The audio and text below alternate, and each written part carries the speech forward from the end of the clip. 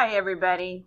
I'm going to go over the test review with you and just go through each question one by one and its answers. I think this is probably a more effective way of doing it than maybe you looking up all the answers and all the things that we've done in the past.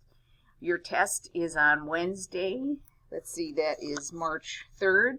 It's 25 questions, 25 multiple choice questions. And, of course, there's a quiz for this, as always. Short test, not as long as our previous ones, which are usually around 33, 35 questions. But it focuses mainly on Louisiana Purchase, Lewis and Clark, and, of course, the War of 1812. So let's begin. Number one, what did the U.S. want to buy from the French originally? And first off, they wanted to buy the port of New Orleans. And, of course, Napoleon offered a better deal and said, hey, I'll give you all of Louisiana, stretching from the Gulf of Mexico, the port of New Orleans, all the way to Canada, because I really need money bad to fight all the wars that we're involved in. And, of course, Thomas Jefferson jumped at that opportunity without thinking twice about it. It was too good of a deal to pass up. Benefits of the Louisiana Purchase were that it doubled the size of the United States. It provided a tremendous amount of rich resources, which, of course, Lewis and Clark and all the members of their expedition discovered as they traveled through that territory. And it also gave U.S. control of the Mississippi River, which was absolutely essential to America's economy at that time and is even today, and a vital source of our trade, probably not as much as it used to be, of course, but certainly a huge part of trade then, and getting supplies, especially to the people that live on the interior of the United States, as opposed to those people living on the East Coast that had access from the Atlantic Ocean. So it would provide a tremendous opportunity to transport goods up and down the river to, businesses and so forth in the interior part of the U.S. We know that Lewis and Clark were sent by Thomas Jefferson to investigate the purchase that he made, and of course they did just that. Number 4, which city was located on the Mississippi River that Lewis and Clark started from with their expedition? It was St. Louis. St. Louis is going to also be the starting point for many westward trails, like the Oregon Trail, the Santa Fe Trail, all sorts of trails that will end up departing right from St. Louis, because it is right on the Mississippi River.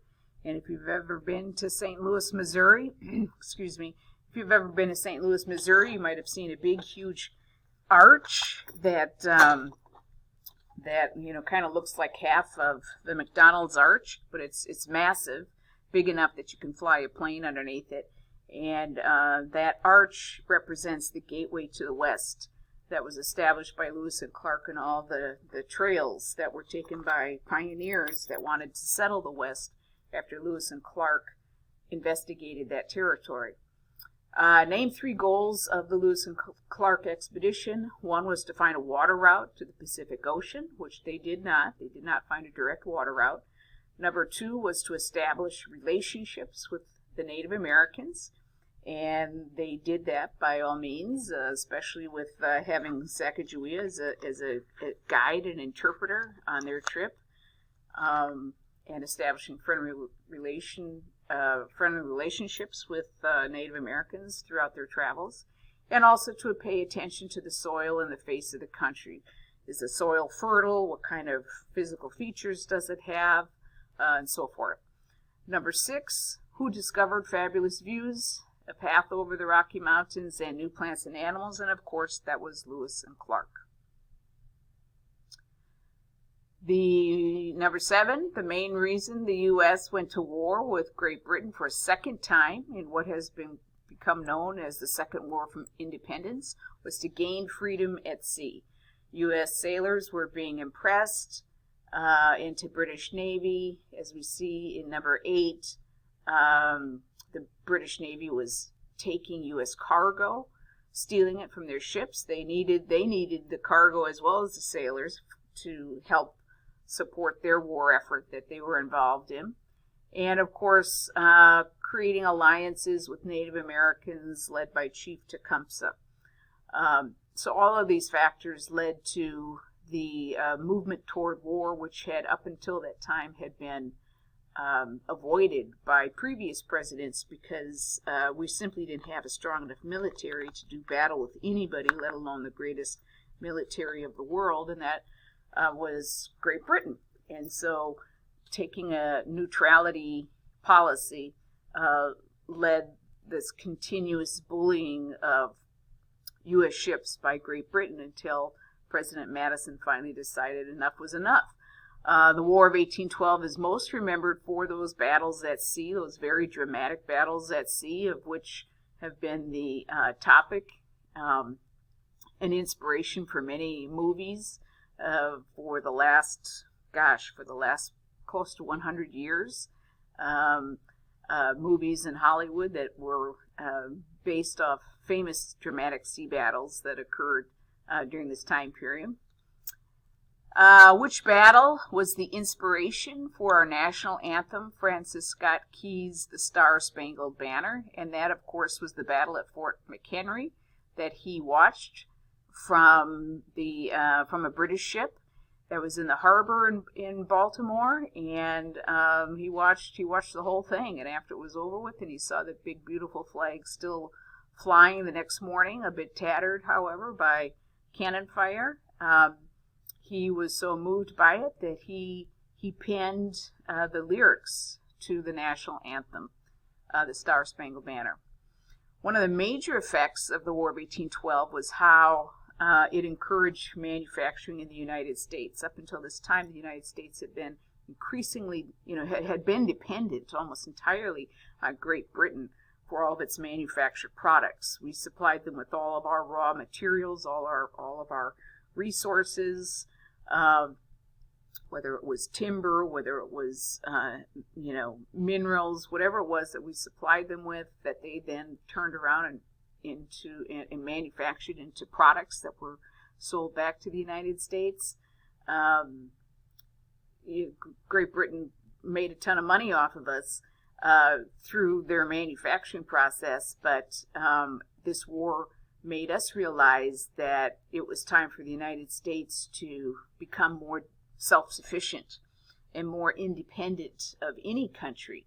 And so as a result of the Embargo Act of 1807 and Great Britain blockading all the ports along the eastern seaboard from New England all the way down to the southern states, down to Georgia, that the United States decided we can't depend on anybody but ourselves, and they started building their own factories and creating our own products. And this was probably one of the most important effects of the War of 1812, was the fact that we would become a self-sufficient nation, and as a result of that, by 1900, the leading world manufacturing powerhouse for all of the 20th century. Number 12, the last battle associated with the War of 1812 was the Battle of New Orleans, even though it occurred after the Treaty of Ghent was signed. Another name for the White House that was burned down during the invasion of Washington, D.C. by British troops is the People's House. That house is paid for by American tax dollars, and so essentially it belongs to us, but is also known as the People's House or the White House. So looking at this map of the Louisiana Purchase, the question asks, on your paper, the question asks, what area is marked by an X on the map? And of course that is the Louisiana Purchase, the Louisiana Territory. We purchased it from France, from Napoleon Bonaparte. It gave us control of the Mississippi River, which is what we talked about earlier. Number 17 is referring to the idea of impressment, and one of your vocabulary words which meant capturing American sailors that were forced then to work on British ships. Nationalism, and one of the main effects of this war was that it created a sense of pride and patriotism in our country, because for the second time in less than 50 years, the United States defeated the number one military empire in the entire world. And as a result of our second war for independence, the War of 1812, people are feeling more unified. They're feeling that sense of American identity, that we are now, we're all Americans now. We're not just identified by the state that we belong in, but rather we are identified as Americans first, and not by our individual separate regions that we were born and live in. Let's see, number 19. Define frontier, and we'll be looking a lot more at that in the next unit, especially with westward expansion. And a frontier is an undeveloped region on the edge of settled territory, so we'll be looking at that a lot as we study settlers, pioneers that moved westward. Number 20, the group that wanted to go to war with Great Britain in order to get the British out of Canada and to gain freedom at sea were the Warhawks.